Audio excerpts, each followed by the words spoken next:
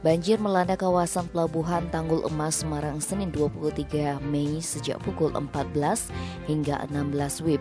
Banjir diakibatkan jebolnya tanggul penahan air laut di kawasan Lami Citra Pelabuhan Tanggul Emas Semarang.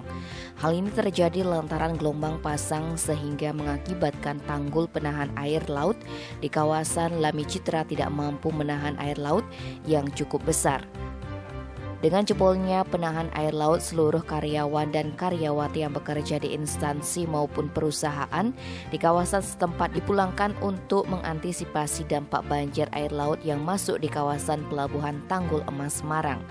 Akibat banjir tersebut, sejumlah tempat tergenang air hingga mencapai 1,5 meter, diantaranya di depan Pos 1, depan Polsek KPTE, Jalan Koster, Jalan Deli, Dermaga Nusantara, Terminal Pelabuhan Tanggul Emas Semarang, kawasan Lami Citra, dan Dok Koja Bahari.